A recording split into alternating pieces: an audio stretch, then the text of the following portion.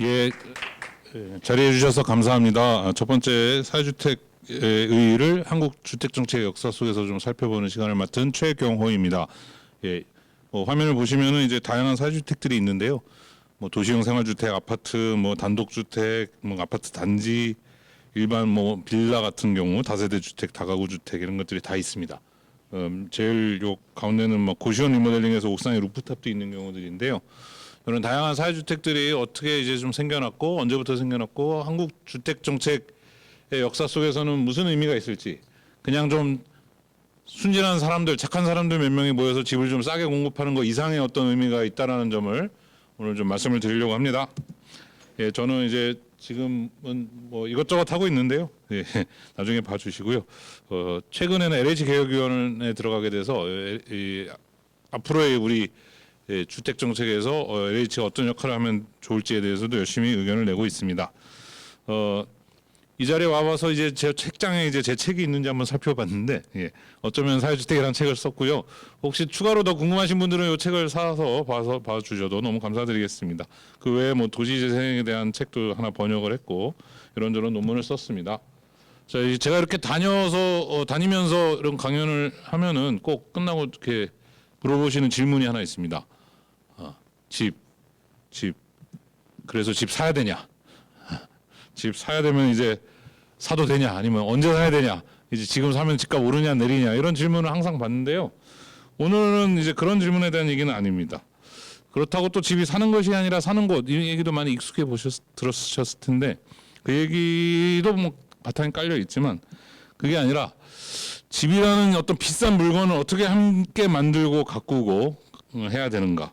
우리 공동의 자산, 커먼즈란 말도 한번 들어보셨 분도 계실 텐데 이걸 어떻게 잘 만들고 잘 쓰다가 잘 물려줄 것이냐에 대한 얘기를 해보려고 합니다. 예, 제 다음 시간에 이제 사회주택의 사례들과 기본적인 뭐 법적인 뭐 개념 이런 것들을 이제 이한수 이사장님께서 말씀해 주실 거라서 이 부분은 빨리 넘어가도록 하겠습니다. 일단 사회주택이 뭔지 얼른 그냥 사진 중심으로 보여드릴 텐데요. 이렇게 아파트 단지에서 주민들이 다양한 활동을 하는 사례가 있습니다. 예, 뭐 각종 상도 휩쓸고 다니고 있는데요.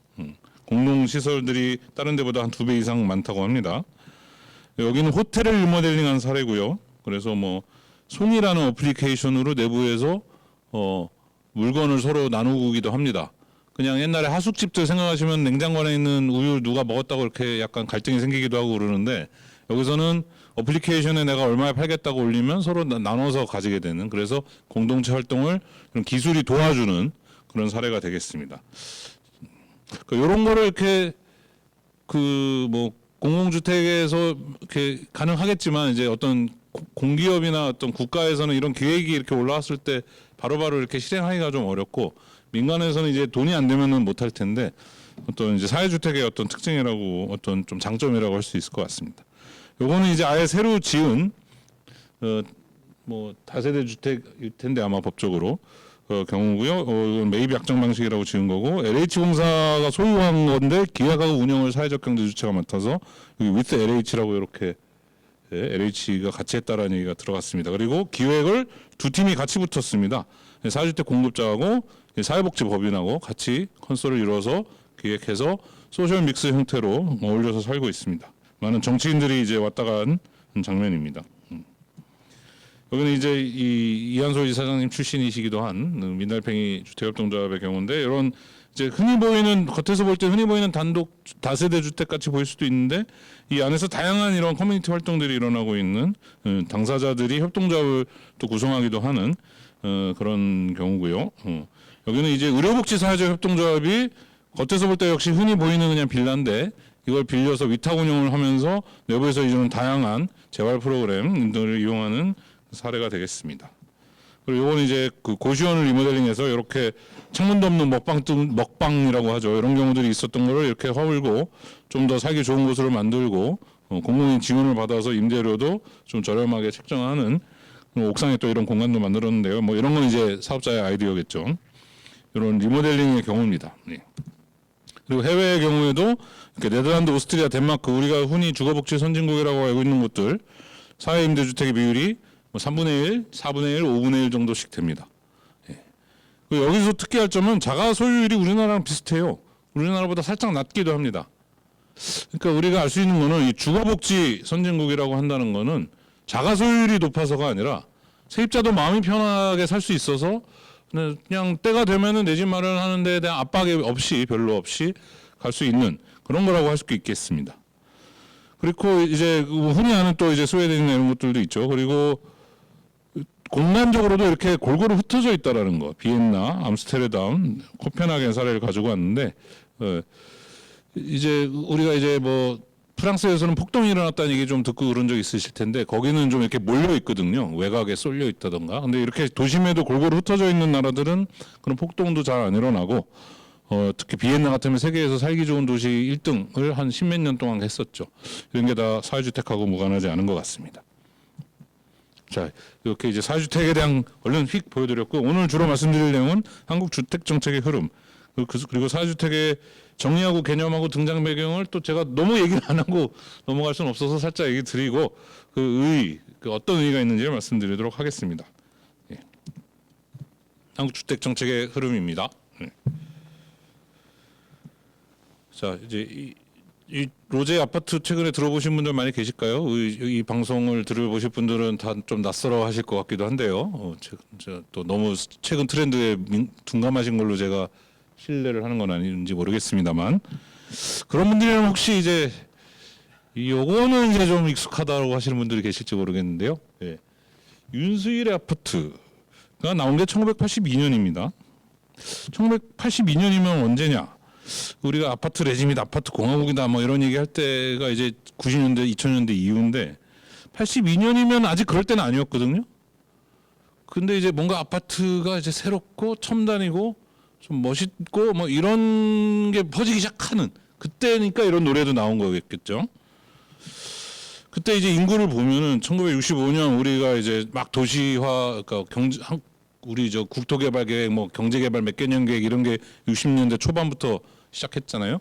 도시화가 막 시작될 때였죠. 그때 서울 인구가 347만 명인데 15년 동안 490만 명이 늘었습니다. 그러면은 뭐 요새 뭐 중국의 선전 뭐 이런 데는 인구가 10년 동안 2천만 명이 늘었다는데 그런데 비교하면 아무것도 아닌 것 같지만 이게 사실 어마어마한 숫자거든요. 이걸 이제 나눠서 좀 보면은 감이 더 잘 오실 겁니다. 매일로 치면은 894명이 매일 늘어나는 거예요. 그러면은 주택이 4인 가구 기준 224호가 필요하고 버스는 18대, 268톤 수돗물. 이 한 달이 아니라 일주일이 아니라 매일 저만큼 늘어나야 됩니다. 그러니까 당시 서울시 공무원분들은 진짜 하루하루가 전쟁터였을 것 같아요. 그러니까 지금 우리가 이제 되돌아보면서 여러 가지 비판도 하고 부족한 점도 지적하지만 저 당시로 돌아가면 진짜 난 나라에도 별로 돈도 없고 이 난리를 어떻게 해결을 해야 됐을까요? 그래서 그때 주택 정책의 특징이라고 한다면 저는 임기응변이다. 그냥 닥치는 대로 그냥 해결하면서 간다. 이게 나중에 어떻게 될지는 모르겠고, 제가 그 자리에 다시 갔어도 뭐 별다른 수가 없었을 것 같습니다. 그렇게 돼서 이제 이렇게 우리가 지금 제가 얼마 전에 이제 한강변에 가서 찍은 건데 이런 이제 휘황찬란한 단계에 왔습니다. 그래서 윤수일의 아파트가 이제 한국 내에서 아파트 공화국의 어떤 시초, 이 전주곡이었다면 이제 이거는 이제 국제적으로 우리 K 뭐 많은데 K 아파트도 이제 국제적으로 퍼지는 어떤 그 국제적인 버전에서의 전주곡일까? 아니면은 이제 간주곡일까? 그러니까 매번 똑같이 반복되라는 법은 없지 않습니까? 간주곡은 클라이막스 직전에 나오는 걸 간주곡이라고 하죠. 그러니까 이제 클라이막스를 치는 건 아닐까? 잘 모르겠습니다. 예, 여기까지가 이제 도입이었고요. 도입 길었죠. 예. 그래서 이제 우리나라 주택 정책을 한번 돌아보면 건설 차원에서는 매우 성공적이었다. 예. 1000만 호를 막 40년 동안 지은 거 세계사적으로도 유례가 잘 없다. 근데 분배 정책 차원에서는 실패한 것이 아닌가. 세 가지 측면에서 그렇습니다. 소유가 양극화되고 주거비가 양극화되고 품질이 양극화됐습니다. 그러니까 소유가 양극화됐다는 거는 소유가 편중됐다는 거죠. 다주택자가 늘어나고 1주택자는 별로 안 늘어나고 이런 상황에서 그래도 내가 집을 소유하지 않았어도 주거비가 별로 안 든다. 아니면 옛날보다 주거비가 덜 든다 그러면 또 상관없겠죠. 꼭 집을 소유할 필요가 있겠습니까? 근데 그렇지가 않았습니다. 주거비도 양극화돼서 가난할수록 돈을 더 많이 내고 그리고 그게 이제 시간이 지날수록 좀 심화됐다라는 얘기가 있는데요. 이걸 이제 통계 뭐 전세 같은 경우는 그 이자율로 환산하기 때문에 통계에 착시 효과가 있다는 얘기도 있는데 어쨌든 주거비도 양극화됐다. 근데 옛날보다 더 좋은 집에 살게 돼서 그래서 주거비가 비싸졌으면 또 이해할 수도 있겠죠. 근데 옛날보다 더 좋은 집에 살게 됐느냐? 그런 면도 있습니다. 최저주거기준 미달 가구는 갈수록 줄어들었습니다. 처음 조사하기 시작한 때부터 이제 계속 줄어들었는데 이 최저주거기준 미달 가구는 주택을 대상으로만 조사를 합니다. 그래서 주택으로 분류되지 않는 고시원이나 쪽방 같은 곳에 사는 사람들은 여기서 빠지는 거죠. 그럼 그런 주택 위에 거처에 사는 사람들은 어떻게 됐냐? 계속 늘어나가지고 6%면은 무시할 수 없는 수치죠. 근데 물론 이 중에 지금 오피스텔이 좀 섞여 있습니다만은 이 고시원 쪽방 이런 부분들 그리고 반지하 같은 경우는 최저주거 기준상에 통계적으로는 충족을 해도 면적이라든가 이런 것만 따지기 때문에 사실 사람의 목숨을 잃게 되는 상황도 닥치고 있습니다. 그래서 이 세 가지 측면에서 양극화가 됐다면 분배를 성공이라고 보기는 좀 어렵지 않나. 여기에 더해서 뭐 전세 사기 사태까지 최근에 생긴 걸 생각하면은 뭔가 확실히 좀 문제가 있다. 그리고 그동안 이렇게 공급된 결과가 어땠냐? 그러면 이제 아파트가 이제 60% 넘어서 70% 상으로 다가가고 있는데요. 그래프 모양을 보시면 이제 어느 정도 이제 꺾였습니다. 그러니까 95년 요때 1기 신도시 만들 때죠. 요때 제일 빨리 늘다가 지금은 이제 늘어야 늘기 좀 힘든 단계에 온 게 아닌가. 물론 또 계속 늘어날 수도 있겠지만 그 얘기는 좀 뒤에서 좀 더 하고요. 그다음에 이게 그냥 나홀로 아파트로 지어진 게 아니라 단지를 통해서 지었었습니다. 제가 최근에 또 이게 2년 전 통계인데 최근 걸 보니까 이게 2만 단지가 넘었더라고요. 17,000 이게 아니라. 그래서 단지에 지어진 아파트가 전체 아파트의 한 95%쯤 됩니다. 그러니까 대부분 단지에 들어가 있다라고 보시면 되고 또 대부분 다 노후화됐고 이게 이제 30년 이상 노후화된 애들은 조금 적긴 하지만 우리가 이렇게 또 뭐 정책 가지고 옥신각신하고 대통령 한두 번 바뀌는 사이에 또 10년이 지나면은 이제 지금 20년 이상 된 애들이 이제 30년 이상 된 주택이 되겠죠. 그래서 50%가 재건축 재개발의 문제에 직면하게 됩니다. 근데 분배에 실패한 이유는 무엇인가? 많은 분들이 이제 규제를 해가지고 그렇다. 규제를 완화해서 공급을 많이 하면 해결된다라는 주장을 하시는 분들이 계시고 아니다. 규제를 강화해야 된다. 세금을 많이 매겨야 된다라고 하는데 저는 그 두 가지에 대해서 지금 오늘 뭐 찬반에 대한 얘기를 하려고 하는 게 아니라 그게 아니라 혹시 만들어지는 과정에서부터 문제가 있었던 건 아닌가라는 차원에서 한번 돌아보려고 합니다. 그래서 땅하고 돈을 중심으로 보려고 합니다. 땅에 대한 제도, 돈에 대한 제도가 어떻게 변해왔나. 여기 이제 이 자동차는 사실은 포드 자동차는 아니고요. 폭스바겐인데요. 포디즘을 나타내는 사진으로 가져왔습니다. 대량 생산, 대량 소비를 우리가 포디즘이라고 하죠. 포드 자동차가 이렇게 컨베이어 벨트에서 찍어내서. 그래서 이거는 어떤 제조 공정에 대한 얘기를 말하기도 하지만 여기서 파생된 어떤 경제 질서와 사회 문화까지도 얘기를 합니다. 그러니까 이렇게 표준화된 생산 방식으로 대량으로 물건을 만들어내다 보니까 물건의 품질이 전반적으로 상향 표준화됐어요. 그래서 사람들이 옛날엔 귀족만 누릴 수 있었던 좋은 품질의 제품을 이제 대중들도 누리게 되고 또 이렇게 하니까 생산성이 증가해서 뭐 월급도 많이 받고 또 이렇게 한 공장에 모여 있으니까 노동조합도 만들기 쉽고 그래서 어떤 민주주의라든가 이런 다양한 사회 분야에 다 영향을 미쳤습니다. 이걸 이제 포디즘이라고 하는데요. 포스트 포디즘이라 그러면 뭐냐? 그러면 이제 이 포디즘의 이후의 단계를 얘기하는 것이겠죠. 탈산업적 유연 축적 체제라고 하는데 제가 지금 더워서 웃도를 벗었는데 마침 온 얘기가 나왔네요. 그러니까 제가 목이 굵은 편이어서 셔츠를 이렇게 온라인 주문해서 하는 거에 맛을 들인 적이 있었는데 한 번만 이 치수를 재놓으면 저한테 맞춤형 옷이 오는 거죠. 근데 옛날에는 맞춤형 옷을 사려면 되게 비쌌잖아요. 근데 지금 웬만한 백화점 셔츠보다 싼 가격으로 맞춤 옷을 그냥 집에서 주문해서 받을 수가 있습니다.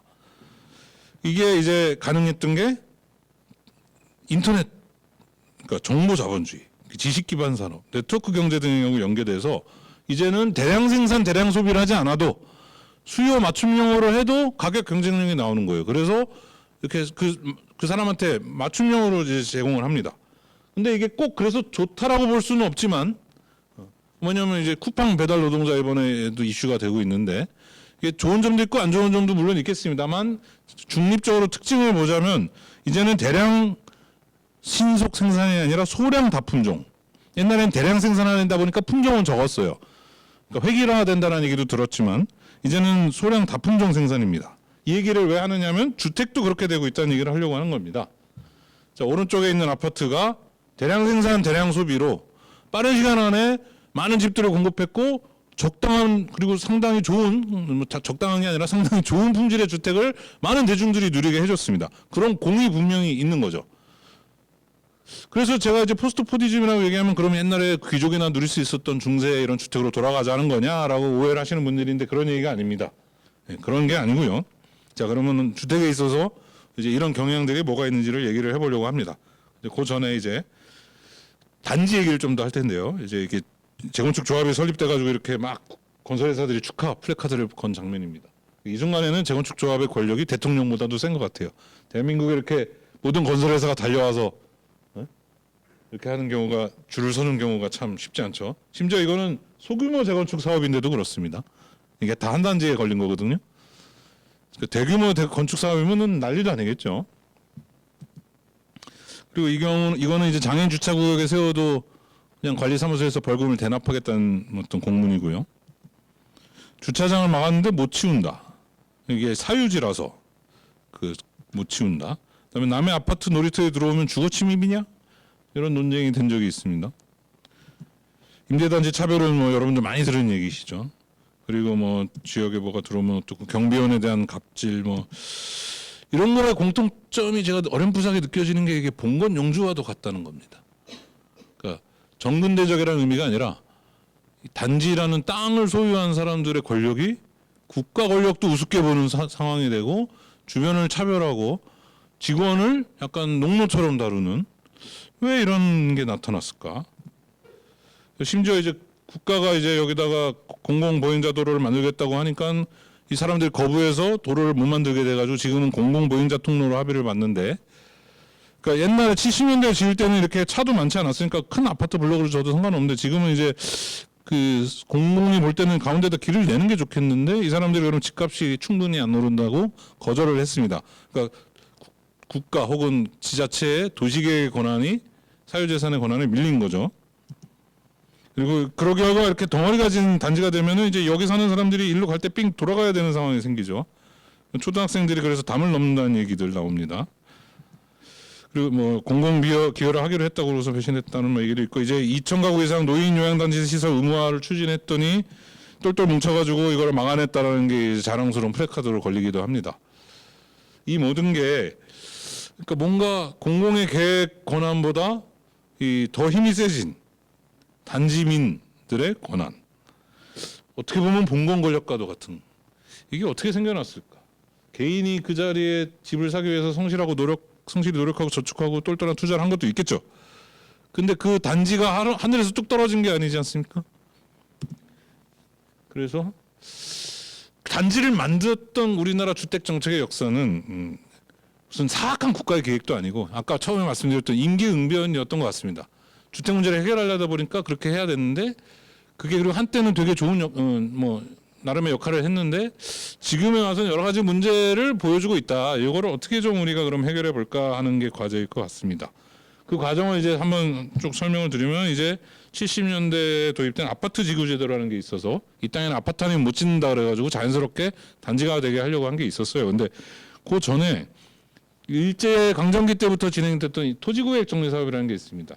이거는 이제 우리 강남의 경우인데, 이제 그게 아니라 전국적으로 다 토지구획 정리 사업으로 필지를 만들었어요. 그러니까 조선시대 그 작은 필지들을 이렇게 지금 우리가 현대식 집을 지을 수 있는 필지를 만드는데, 토지구획 정리 사업이 근대적으로는 처음 도입된 택지 개발 방식이었습니다. 어떤 방식이냐면 이렇게 비정형적으로 뭐 등고선에 따라서든 뭐 냇가의 개울을 따라서든 이렇게 있던 땅의 모양을 길도 반듯하게 내고 땅도 반듯하게 내가지고 다시 나눠주는 건데, 그래서 환지라고 하죠. 근데 이제 도로를 만들다 보면 땅을 떼줘야 될 수도 있어서 그 부분들은 이제 다 같이 좀 분담을 하자 해서 비례율을 적용해서 빼고 나눠줍니다. 이런 게 이제 환제 방식인데 이렇게 해서 토지구역 정리 사업을 해도 아파트를 빨리 지을 수는 없었어요. 도시로 이렇게 몰려드는 사람들을 위해서 빨리 아파트를 많이 지어야겠는데 이 안쪽에 있는 땅은 가진 사람이 이제 난 팔기 싫다라든가 뭐 더 비싼 값으로 이제 해야지 된다 하다 보니까 이게 아파트를 지으려면 이거 한 3개를 묶어야 되는데 그게 안 되는 겁니다. 그래서 이걸 아파트 지구로 지정을 해버리면 아파트 아니면 못 짓는다 그러니까 자연스럽게 팔게 만드는 거죠. 근데 그렇게 해도 빨리빨리 안 되더라 이거죠. 그래서 택지개발 사업이라는 게 1980년부터 이제 80년대 이후에 도입이 되는데요. 이게 이제 1980년에 제정된 택지개발 촉진법에 따른 사업입니다. 그냥 택지를 개발하는 사업이라는 어떤 그냥 일반 명사로 생각하시면 안 되고 이제 이런 고유 명사가 등장을 했습니다. 그 택지개발 촉진법이라는 게 어디서 만들어졌냐면은 서울의 봄 영화 보셨나요? 서울의 봄 영화에서 보면 이제 그 전두광 장군이 이제 그 쿠데타를 일으켜가지고 정권을 장악하는데 그 다음에 이제 얘기가 끝난 다음에 등장하는 게 국보위라고 국회를 대체한 국가보위 입법회의라는 게 있었습니다. 거기서 만든 법입니다. 거기서 딱 보니까 이제 전국민의 이 주택 문제도 좀 해결해 줘야 되겠는데 아파트 지구 제도로 해도 신통치가 않단 말이죠. 그래서 이렇게 했는데 보시면은 아까 택지 개발 사업하고 뭐 별로 방식이 달라 보이진 않죠. 이렇게 정신없었던 땅을 반듯하게 바꾸는 방식. 뭐가 결정적인 차이일지 혹시 아시는 분 계실까요? 이게 방송으로 보시면 이제 대답을 하시기 힘들 텐데 여기 계시는 분들 뭔 차이가 생겼을 것 같습니까? 네. 이제 수용을 할 수 있게 됐습니다. 토지를 수용하는 겁니다. 국가가 이제 아파트 지구를 지구를 지정하는 걸로는 성에 안 차서 그냥 국가가 살 거니까 무조건 팔아라라는 수용이 들어왔습니다. 그래서 이때부터 엄청난 속도로 택지 개발을 할 수 있게 됐습니다. 그래서 전국적으로 지금 택지 개발 사업을 하게 된 데를 보면 이렇게 되는데요. 이게 뭐 웬만한 시가지는 다 있죠. 세종시 눈에 띄십니다. 그리고 이제 지역으로 가도 다 있습니다. 이게 화면이 좀 작아서 안 보이실 텐데 웬만한 대도시는 다 있다고 보시면 되겠습니다. 산골짜기 뭐 강가 빼고 수도권에 보면 이제 확대를 하면 좀 더 많이 보이죠. 우리 상계동 올림픽 하던 노원도봉 쪽, 그 다큐멘터리에 나온 쪽, 이 1기 신도시, 고양일상, 뭐 분당, 뭐 그다음에 목동 이런 데가 다 택지개발지구로 택지개발 사업으로 된 곳입니다. 그래서 그 결과 서울의 경우 토지구획 정리 사업하고 택지개발 사업으로 된 데가 답니다. 그러니까 우리 눈에 보이는 시가지들은 다 이 두 가지로 됐다고 보시면 됩니다. 여기 비어 있는 데는 뭔가요? 뭐 국립묘지, 용산공원, 뭐 태릉선수촌, 남산, 뭐 북악산 이런 데 빼고 그냥 우리 눈에 보이는 웬만한 시가지는 다 토지구획 정리 사업 아니면 택지개발 사업으로 된 거예요. 그러니까 지금 현대 우리가 살고 있는 이 땅을 이 두 가지가 규정한 거죠. 이건 제가 청주에 강의 갔을 때 보여드린 건데 청주도 마찬가지.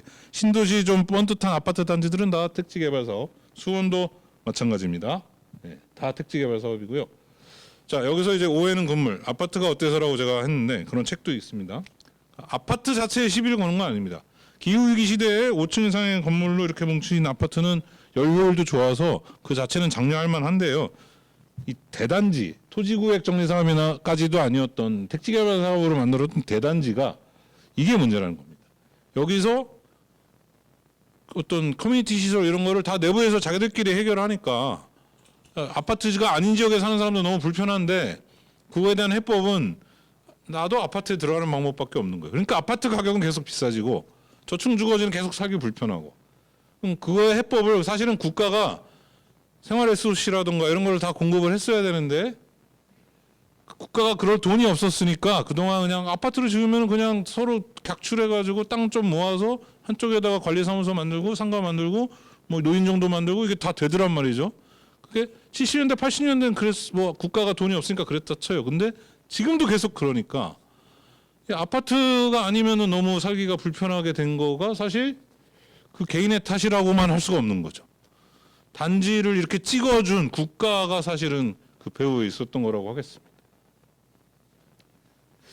그래서 이거를 해결하는 데 있어서 사회주택이 이제 필요하다 이런 얘기가 나갈 텐데요. 사람들 의식을 보면은 그래서 아파트는 사적 공간이라는 인식이 62%입니다. 당연하죠. 그냥 내가 몇 명이서 모여서 각출해서 만든 땅인데. 근데 또 적당한 어떤 통제가 가능하거나 선별적인 조건이 되면 이걸 외부랑 공유하는 것도 가능하다. 그러니까 뭐 완전히 독점하고 외부를 차별하겠다는 건 아니라 우리도 이제 낯선 사람이 들어오면 불안하니까 어느 정도는 이런 걸 잘 이렇게 하면, 그러니까 공공의 역할은 뭐 돈 벌어서 아파트 가세요라고 할 게 아니라 이제 아파트 안에서는 어떤 이런 질서를 잘 만들까, 그리고 비아파트 지역은 어떻게 또 살기 좋게 만들까가 고민하는 게 공공의 역할이 되겠습니다. 그래서 이걸 이제 요약을 좀 해보면요, 제가 이제 어려운 얘기는 좀 건너뛰더라도 주택 부분에서는 이제 이런저런 사건들이 많았습니다. 그래서 우리가 62년에서야 도시계획법 건축법이 생겨가지고 사실 이 분야에서는 독립이 한 15년 늦어진 셈이라고 할 수도 있겠습니다. 뭐 우리 독립하자마자 전쟁 치르느라고 정신 없었으니까. 그래서 그 전까지는 토지구획정리 사업인데 이게 사실 20세기 들어와서 1934년에 생긴, 여기 34년에 조선시가지 계획령이라는 거를 총독부가 내리거든요.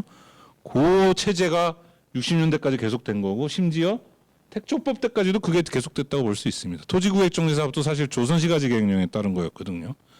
그러니까 어떻게 보면은 62년, 좀 더 길게 보면 80년까지도 일제강점기의 시스템이 우리는 이쪽 분야에서는 계속됐었습니다. 그거로부터 독립한 전두광 5공화국의 그런 택조법은 또 잘했냐? 뭐 잘한 것도 있고 문제가 있는 것도 있다고 하겠는데, 여기서 드리고 싶은 말씀은 그 이후에 우리 주거복지나 균형발전 정책도 다 택조법의 그늘 혹은 우산 아래에 있다는 겁니다. 아까 지도에서도 보셨지만 기업도시, 혁신도시, 세종시 만드는 방식이 다 택조법을 방식을 빌렸습니다. 수용도 하고 대량 생산, 대량 소비. 그래서 세종시에 있는 아파트 단지 숫자가 제주도 아파트 단지 다 합친 것보다 더 많아요. 그래서 주택 분야에서 이렇게 좀 다양한 차원에서 이걸 나눌 수 있는데, 택지를 어떻게 만드느냐에서 보면은 우리는 조선 시가지 계획령 체제에서 쭉 가다가 이제 택조법 체제로 좀 왔는데, 근데 2010년대 중반부터 이제 좀 바뀌고 있다. 이게 자화자찬이나 아전 인수가 아니라 아직은 미약하지만 사회주택이 이 큰 흐름에서 뭐 새로운 움직임을 만들어내고 있습니다. 대량 생산, 대량 소비가 아니라 소량 다품종, 대규모 단지가 아니라 조그만 필지에서도 이 문제, 우리들의 이제 앞으로 생기는 주거권의 문제를 해결하려고 하는 방식을 만들어내고 있는 게 좀 거창하게 들렸을까요? 사회주택의 의의가 되겠습니다. 자, 여태까지 이제 땅에 가지고 얘기했고요. 좀 이따 이제 금융 얘기를 하겠습니다. 땅의 문제에서도 이제 한 가지 짚고 넘어갈 거는, 택지 개발 사업 이제 더 이상 할 데가 없어요. 상기 신도시 끝나고 사기 신도시를 만들려면요 만들겠죠. 뭐 남산도 밀고 만들려면요 만들겠죠. 근데 이제 그럴 땅이 별로 안 남았습니다. 그래서 정비 사업의 시대가 도래했죠. 네. 그래서 재건축을 하려면 용적률을 키워야 되는데, 이 얘기는 이제 오늘은 좀 자세히는 안 하고 넘어가도록 하겠습니다. 근데 어쨌든 앞으로는 정비 사업도 중요한 이슈다라는 점 말씀드리고요. 오늘 시간 관계상 넘어가고요. 자, 금융 얘기를 하려면은 이제 택지제도와 함께 금융제도가 어떻게 변했는지를 이제 좀 살펴봐야 됩니다. 이제 집은 원래 비싸죠. 만드는데 돈이 많이 듭니다. 땅값이 없어도 비쌉니다. 땅값이 빵원이어도 건축비만 평당 요새 뭐 한 800만 원? 그 정도 하나요? 좀 대규모로 싸게 지으면 그보다 떨어지긴 하겠지만, 건축비만 해도 웬만한 한 25평 이렇게 하려면은 뭐 2억 원, 3억 원이 드는데 우리가 현금을 그만큼 가지고 있는 사람 별로 없죠. 그래서 이렇게 좀 딱딱하지만 그래프를 보시면은 비용은 처음에 몰려서 많이 드는데, 이거를 우리가 지급할 수 있는, 우리가 사람은 시간의 흐름에 따라 저축을 해서 이거를 갚아야 되는데, 처음에 돈을 다 주지 않으면 건설회사는 어떡합니까? 건설회사는 할부로 받을 그 여력이 없는데. 그러니까 우리가 이제 돈을 빌려서, 은행에 예를 들어 돈을 빌려서 이렇게 돈으로 이걸 내고 우리가 들어간 다음에 은행의 대출금을 수십 년에 걸쳐서 갚아나가는 거죠. 근데 사실 이게 2000년대 이후에나 좀 가능했던 방식입니다. 2000년대 이전에는 개인한테 담보대출을 잘 안 해줬어요. 잘 익숙하지 않으시겠죠. 지금은 이렇게 맨날 LTV 50%, LTV 60% 가지고 막 정치인들이 옥신각신 하는데, LTV라는 개념 자체가 2000년대 전에는 잘 없었던 거예요. 그때 그럼 어떻게 했습니까? 우리 삼촌 부모님 아니면 뭐 당신 여러분들께서 기억해 보시면 그때 선분양 시스템에 계약금 중도금 잔금 내고 우리 이모들 고모들 막 그랬던 고민했던 잔금 낼 돈이 없어 그래서 친척들한테 돈 꾸고 그랬던 거 기억나세요? 자, 이게 무슨 말이냐? 60년대, 70년대, 80년대에는 우리가 이제 국가적으로도 건설 산업에 돈을 못 들어가게 했습니다. 수출 산업에 투자하느라고 건설 산업에 들어갈 돈이 없었어요. 근데 집을 짓는데 돈이 필요하니까 회사들은 선분양 시스템을 도입해서 이 집을 짓는 요 과정 속에서 돈을 다 받아버리는 겁니다. 요 좁은 틈 안에 계약금도 내고 중도금도 내고 잔금도 내고 요게 한 2, 3년 안에 다 거는 거고요. 공급자 입장에서는 단기간에 해결되는데 소유자 입장에서는 또 뭐가 좋냐? 나중에 다 지어진다면 더 비싸질 수도 있는데 미리 좀 사두는 효과가 있죠. 근데 잔금 낼 돈이 없을 때 어떻게 하느냐? 그때 이제 전세를 끼고 산다는 말이 나온 거죠. 갭 투자라는 말이 나오기 전에도 그렇게 했습니다. 그래서 요 그림을 이제 보시면 좀 복잡하지만 자기 자본, 요새 말로 갭, 요것만 가지고 이제 잔금 낼 돈이 없으면 이제 전세 세입자를 들여서 보증금을 받아서 그걸 메꾸는 거죠. 그렇게 하면은 사실은 그 이자율 같은 걸 생각하거나 하면은 이 운영 이자 월세로 전환했을 때 받는 월세가 훨씬 더 높은데 굳이 전세를 받아서 가는 이유가 뭘까요? 왜냐하면은 나중에 팔았을 때 생기는 차익이 훨씬 크기 때문입니다.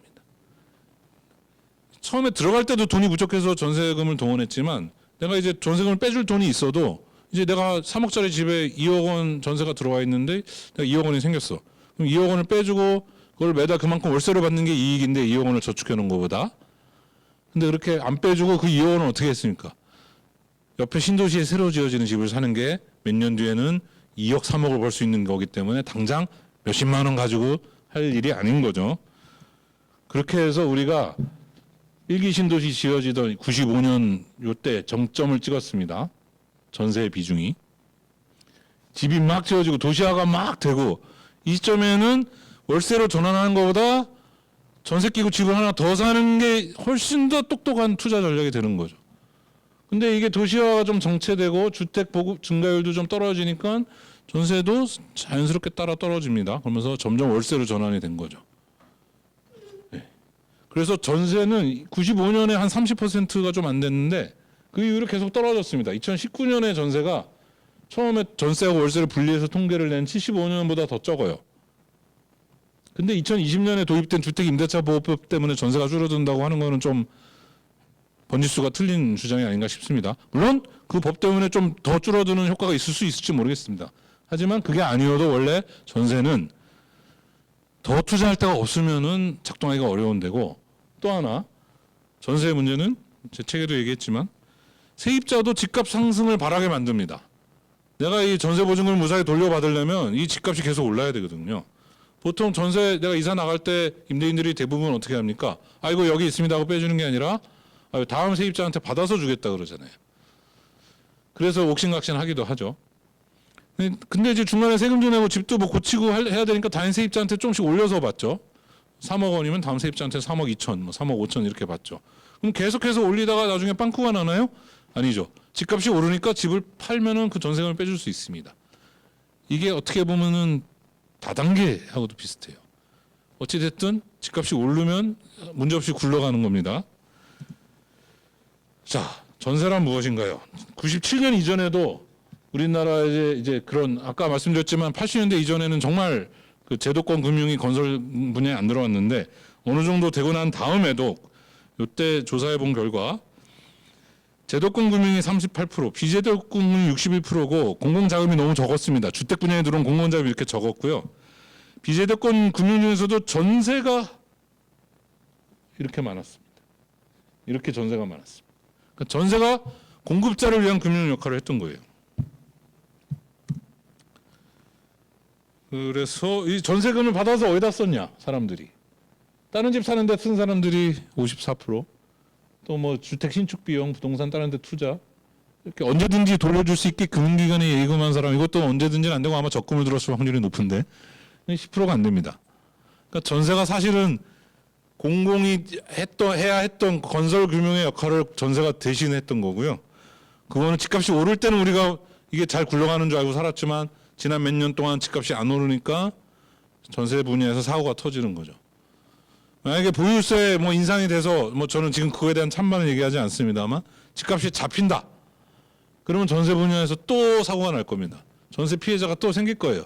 뭘로 인해서든 집값이 잡히면 전세금을 못 빼주는 데가 생길 겁니다. 그래서 저는 전세금부터 축소를 하고 나서 집값을 잡아야 된다고 주장을 하는데요. 그 얘기는 뭐 다음 기회에 더 자세히 드리고, 자, 사회주택의 의의를 이제 계속 얘기하자면 이런 시스템에서 공기업도 자유롭지가 않았습니다. 대규모 택지 개발을 하고 아파트를 지어서, 물론 아파트 자체는 죄가 없습니다만 대규모 택지 개발을 하고 금융도 그냥 미래 수익에 땡겨와서 짓는 거예요. 공기업도 분양전환 주택 이런 거죠. 임대할 때는 손해를 보고 나중에 분양전환해서 생기는 걸로 메꾸겠다는 거예요. 그게 분양전환 임대주택입니다.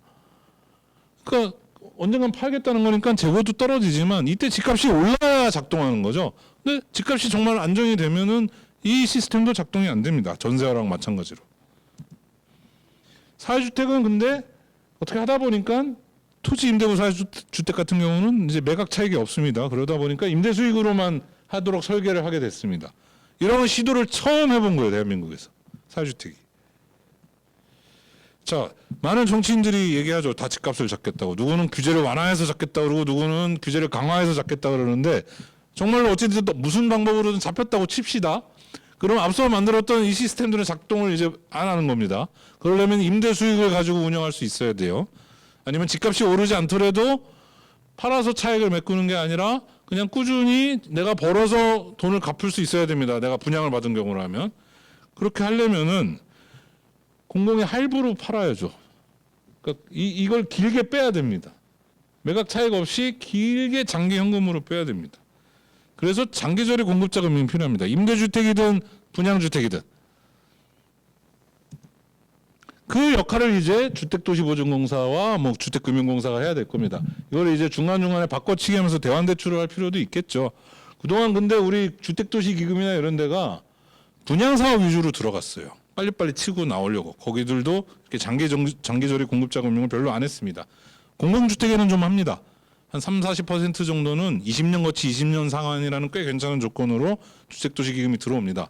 근데 그것도 좀 더 늘려줬으면 좋겠어요. 기간을 늘려줄 필요는 없을 것 같고 비중을 공공주택 짓는데 한 80% 정도는 주택도시기금이 들어와야 되는 거 아닐까요? 그렇게 해서 요 유동화 과정을 누가 책임지느냐를 가지고 그동안 다주택자가 해온 게 민간주택이고요. 전세를 통해서든 월세를 통해서든 이걸 국가가 공기업이 하는 게 공공주택이 되겠습니다. 이거를 이제 비영리 섹터가 하는 게 또 사회주택이 되겠습니다. 그렇게 볼 수도 있는 거죠. 이 기업을 어떻게 하느냐. 그래서 요거는 나중에 기회 되시면 자세히 보는데요. 어쨌든 70년대 선분양제도와 분양가 통제를 통해서 그게 우리가 그리고 전세를 통해서 공공이 돈을 안 들이고 단지를 만들어서 집을 빨리 짓는 방식으로 이 주택 문제를 해결했습니다. 도시로 몰려드는 사람들을 우리가 집을 제공하기 위해서 당시에 불가피했던 측면도 있고 뭐 썩 좋은 아이디어였던 측면도 있습니다. 어느 시점부터 해서는 우리가 이 문제가 드러나기 시작했습니다. 지금은 그래서 그거에 대한 해법이 다각도로 모색되는 상황인데 그래서 균형 발전 얘기도 나오고 사회주택 얘기도 나오고 뭐 민간 리츠도 나오고 민간 수익형 월세 얘기도 나오고 다양한 얘기들이 나오고 있는 중인데요. 이거에 다 일장일단이 있는 상황이고 확실한 거는 우리 인구 구조랑 도시 구조가 변했기 때문에 과거와 같은 방식은 더 이상 안 될 것이다. 그러면 이렇게 갈 때 뭐 시장에서 뭐 다양한 아이디어를 가지고 하는 영역도 필요하겠죠. 영리도 추구하는 분야도 있어야 될 것입니다. 하지만 그 주거 약자라든가 뭐 우리 중산층 혹은 뭐 그 서민층을 위해서는 그럼 어떻게 할 것인가에 대한 고민들이 필요하겠습니다. 보시면은 지금까지 했던 내용을 요약한 것이고요. 그래서 공급자 금융이 미비했다. 네, 용적률 증가에 의존했다. 뭐 건설 폐기물 지하 개발 이거 앞으로 문제가 될 용들입니다. 교통 폐기물, 에너지와 자원순환 이미 도시화가 다 된 상황에서는 이제 새롭게 더 늘려갈 수 없다면 이제 이런 것들이 점점 문제가 된다는 얘기인데요. 이거는 이제 시간이 나면 나중에 뒤에서도 말씀드리겠습니다. 이건 이제 미래의 문제고요. 그래서 민간 주도 개발에서도 이런저런 옥신각신하는 문제가 생겼고 규모가 커지면은 단가가 내려가니까 규모의 경제가 실현되는 대신에 갈등의 소지가 많아지겠죠. 이해관계자가 많아지니까 이게 그러니까 서로 이것만 추구하다 보면 이쪽에서 또 문제가 생기는 이런 어떤 진퇴양난의 상황이 민간 분야에서도 공공 분야에서도 계속 발생을 합니다. 공공민간 협력 개발 분야에서도. 이거는 공공이나 민간이 잘 나고 못 나고가 아니라 어떤 시대적 흐름에 따른 어떤 한계가 드러나는 거고요. 전세 뭐 말씀 안 드렸었고요. 자, 그럼 이제 이걸 사회주택은 그럼 얼마나 잘 해결할 수 있을까? 사회주택이라고 만명통치약은 아니겠죠. 하지만 이 사회주택이 이 등장해서 어떤 의의가 있는지를 살펴보도록 하려고 하는데 이제 7분 남았습니다. 네. 자세한 뭐 또 그 사회주택의 내용, 유형이나 이런 건 이제 2강에서 다뤄주실 거니까요. 저는 등장 배경 위주로 좀 말씀드리고 넘어가겠습니다. 이렇게 뭐 다양한 유형들이 있고요. 고지원 리모델링 뭐. 자, 요건 이제 유럽에서는 사회주택이 비시장 혹은 비영리 주택을 통칭합니다. 공공주택도 여기 포함됩니다. 왜냐하면 풀뿌리 조직이 협동조합이 18세기, 19세기부터 얘네들은 이걸 했어요. 그러니까 공기업이 20세기 들어와서 생겼으니까 더 늦어진 거죠. 그래서 사회주택 속에 공공주택이 포함되는 개념이 되겠습니다. 유럽에서. 근데 한국은 2015년에 처음으로 이제 사회주택 조례가 생기기 전까지는 이게 혼용이 됐습니다. 사회주택이라고도 부르고 공공주택이라고도 불렀습니다. 외국에서 사람들이 와서 뭐 학자들이나 이런 사람들이 와서 한국의 소셜 하우징 보여줘 그러면 그냥 퍼블릭 하우징을 보여줘도 서로 뭐 그래 뭐 하고 불만이 없었어요. 이게 혼용이 됐기 때문입니다. 근데 2015년에 조례가 생기니까 이제 이걸 달리 불러야 되나 말아야 되나 달리 부르는 사람도 있고 아직도 같이 부르는 사람도 있는데요. 지금 이제 사회주택이 이만큼 삐져나온 상황이 됐습니다. 이렇게 겹치는 부분은 왜 그러냐면 대부분 공공토지 임대하거나 공공주택을 위탁 운영하거나 공공기금을 쓰니까 아직은 공공주택, 법적으로는 공공주택인 경우도 많습니다. 운영만 사회적 경제주택하는 건데요. 근데 삐져나온 건 뭐냐? 그러면 이제 소수의 공동체나 이런 분들이 자체적으로 조성한 어떤 돈이나 땅을 가지고 하는 경우도 있으니까 그런 경우는 공공주택은 아닌 거죠. 그래서 여러 가지 의의가 있겠습니다만 아까 말씀드렸듯이 1섹터하고 2섹터만 공급하던 그리고 그 유동화를 담당하던 과정에서 토지나 금융에 있어서 이런 제3섹터가 들어와서 이 공급 생태계를 다양화하는 측면이 있고요. 뒤에서 얘기하겠지만 금리와 인구 변화, 산업 변화, 이런 기후 변화 이런 거에 대응하려면 생태계가 다양해야 됩니다. 특정 종만 있는 거는 외부 충격에 매우 취약하죠. 그리고 이렇게 해서 이제 공공하고 사회하고 민간이 한국에서는 아직 민간이 어마어마하게 크니까 이렇게 협력을 하는 방식 그걸 이제 그냥 개념적으로 이렇게 똑같이 그려봤는데요. 그렇게 해서 생기는 장점들을 살리고 두 번째는 이제 이렇게 운영에 중심을 두는 시대로 가야 되기 때문에 소프트웨어랑 결합하기가 좋고 그다음에 부처와 간 칸막이를 넘나들기 좋다. 제3섹터의 의미는 뭐 이 사회복지사 여러분들이라든가 많은 분들 잘 아실 텐데 이제 어떤 자발성과 호혜성의 원리를 기초해서 공공하고 시장의 그 빈틈을 잘 메꿔주는 역할을 하는 것이죠. 그래서 우리나라에서는 이제 이렇게 그 2000년대에 들어서 이런 연구들이 많이 일어났었습니다. 도시연구소에서도 보면 2007년, 2012년 이럴 때 특집으로 많이 했는데 2002년, 2005년 뭐 이건 제가 석사 때 이제 썼던 페이퍼인데 그리고 저런 이제 비영리 조직에 대한 이런 탐색들은 많이 있었습니다만 자 그러다가 이제 2013년에 와서는 이제 국제연구기관에서도 이런 게 나오기 시작했습니다. 국토연구원하고 이거는 서울시의회인데 그러니까 이게 시간이 걸렸습니다. 89년에 처음으로 공공임대주택이 쫙 나오고 나서는 이제 그냥 공공주택 위주로 갔지만 우리나라는 왜 외국에 있는 이런 비영리가 못하지? 라고 연구는 해봤는데 그때 여태까지도 결론이 2013년까지만 해도 저 보고서의 결론은 우리나라에서는 사회적 경제주체가 미약해서 힘들 것이다. 뭐 아주 제한적으로만 어떻게 도입해보자라는 식이었는데 여기서는 좀 적극적으로 해보자고 나오게 됩니다. 요 얘기 위주로 말씀드리고 이제 마쳐야 될 것 같은데요. 2014년에 사회적 경제 뭐가 나왔냐면은 자 그 전에 이제 역사가 있었던 거죠. 2007년에 사회적 기업법이 생기고 2012년에 협동조합 기본법이 생겨서 이쪽 분야가 막 활발하게 되고 그러다 보니까 이제 이 집수리 뭐 이런 협동조합들이 집을 지어볼까 하는 생각도 생기고 아까 보여드린 2014년에 서울시 연구조례는 보면 서울시 청년주거빈곤 개선방안 용역인데 여기서 이제 중요한 얘기를 합니다. 서울 시민들의 숫자가 이제 서울시 인구가 주는데 왜 주는지를 봤더니 20, 30대 때 이제 서울에 왔던 젊은이들이 3, 40대 때 이제 경기도로 나간단 말이죠. 이제 집값이 비싸서 나간다는 건데 서울시에서 아니 서울시도 공공주택 공급하는데 왜 나가지?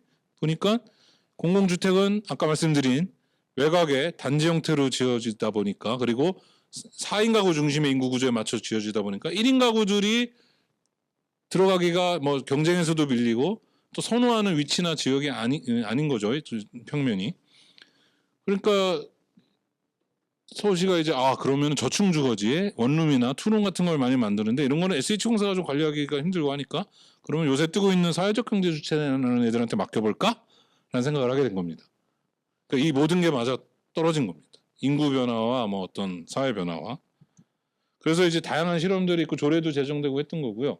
그렇게 해서 이제 사회적 경제 네 가지 흐름이 수렴된 건데 사회적 경제가 부상하고 공공주택 사각지대 보완의 노력이 있었고 제가 방금 말씀드린 그리고 풀뿌리의 실험과 역량이 축적돼서 이제 꼭 사회적 경제 주체 아니어도 땅콩주택이라고 당시 이제 내가 투기는 하기 싫어도 그냥 내 전세 보증금 가지고 모여서 마음에 맞는 사람들이 좀 집 만들어 살아볼까 하는 흐름들이라든가 이런 실험들이 이제 좀 가시적인 성과를 보이니까 공공에서도 공무원분들도 이런 거 한번 해봐도 우리가 예산 책정했다가 연말에 다 못 쓰고 혼나는 일이 없겠구나라는 자신감들이 서로 이제 맞아 떨어진 거죠.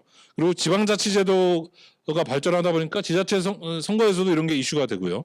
이 모든 흐름이 맞아 떨어졌고 또 하나 중요한 거는 사회적 금융의 성장. 처음부터 공공의 기금이나 이런 은행의 기금만 가지고 다 덥석 들어오기 어려울 때 중간중간에 약간 모자라는 돈들을 이 사회적 금융들이 와서 채워주는 사회적 금융의 성장이 배경이 되겠습니다.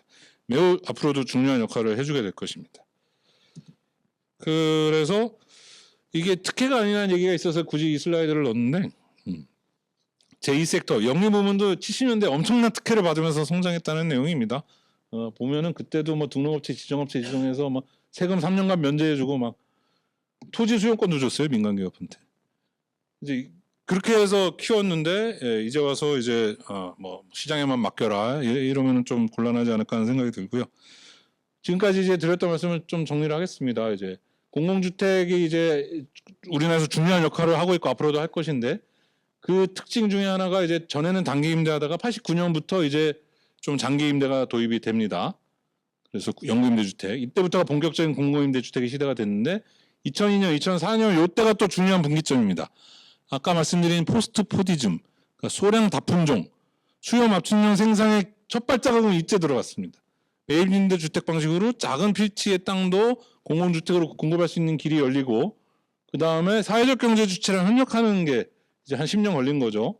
이렇게 들어오면서 사회적 경제 주체가 남이 지어놓는 걸 운영만 하는 게 아니라 이제 직접 우리가 기획도 하고 운영도 하겠다라는 단계까지 온 게 되겠습니다. 이게 역사에 어떻게 보면 저는 필연적인 흐름이라고 생각하고요.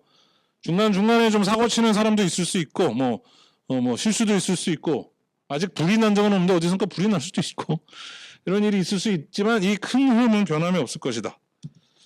그래서 뭐 요거는 뭐 시간 관계상 생략하고요. 단계별 역할에 따른 구분인데요. 이거는 이제 토지 소유권에 따른 구분, 공급 현황 통계도 넘어가고요. 그래서 뭐 향후 과제로 마지막으로 저 51분인데 한 2, 3분만 말씀드리고 마치도록 하겠습니다. 앞으로 미래에 이제 금리가 어떻게 변할지 아무도 모릅니다. 금리가 이렇게 높다가 지금은 낮아져서 그때 이렇게 집값이 막 폭등했었죠. 2020년대 초반에. 지금 다시 오르면서 집값이 이제 멈추는데 옛날에 금리가 30%였던 시절이 있었답니다. 앞으로도 이렇게 되면 또 집값이 어떻게 될지 모르겠습니다만 앞으로 금리가 더 낮아질 거라고는 하죠. 하지만 어떻게 될지 모릅니다. 우리나라는 이렇게 미국 금리에 쫓아갈 수밖에 없는 좀 약소국의 신세라서 우리가 미국 금리를 우리가 정할 수는 없잖아요. 슬프지만 그렇게 되면 이제 갭 투자가 반복될 수도 있고요. 그러면 또 비극이 생길 수 있고요. 똑같이 이제 집 가격하고 매매 가격하고 전세 가격 차이가 적어졌을 때 어떤 신문에서는 전세가 이제 큰일 났다라고 하지만 동시에 이때가 내 집 마련 적기다라는 얘기도 하고 참 심란합니다.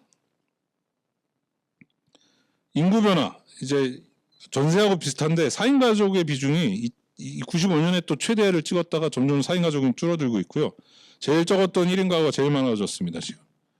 그리고 고령화 사회고 고령 사회로 이제 들어갈 거고 다문화 사회로 들어가는데 기존의 주택 정책 패러다임으로 될까? 이건 아까 보여드렸고, 기후위기 시대에서 주택이 또 탄소 배출 엄청나게 한다는 점. 그래서 과거와 같은 방식, 논밭에다가는 한꺼번에 대량 생산, 대량 공급을 해도 쫓겨나는 사람이 많지 않았어요. 근데 지금은 얘네들을 재건축 재개발을 할 때는 한꺼번에 하면 이렇게 집을 이만큼 철거를 해야 됩니다. 서울시에서 2017년에 없어진 집이 4만 5천 호가 넘는데 재건축 재개발 하느라고 이 중에 대부분 없어졌습니다. 서울 아파트는. 그러니까 재건축 재개발의 공급 정책이라고 자꾸 하는데 일단은 감소 정책이에요. 그 다음에 한 5년 있다가 공급이 효과가 나는데 한 20% 30% 늘어나죠. 그 사이에는 전월세 난민이 생깁니다. 그러니까 자꾸 이때 생각하면 안 돼요. 처음에 논밭에 지을 때가 아닙니다. 지금은. 지금 이미 사람들이 수천 명 수만 명이 살고 있습니다.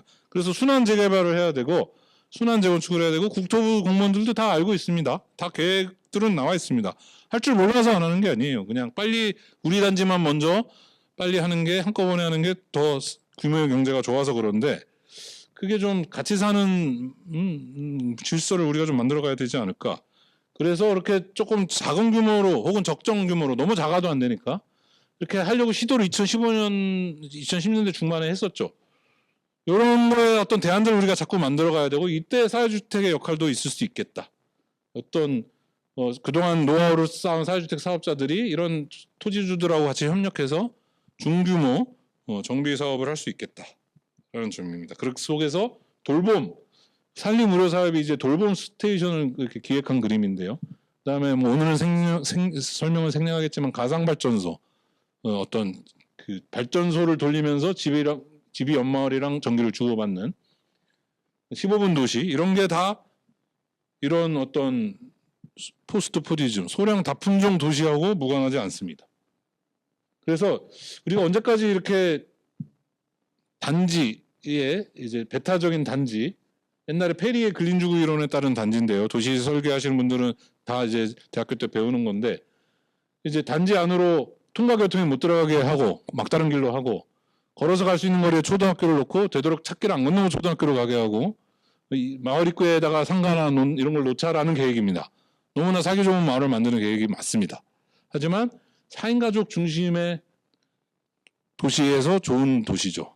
좋은 계획이죠. 1인 가구가 많아지고 맞벌이가 많아지고 이런 데서도 이게 과연 좋은 도시일까요?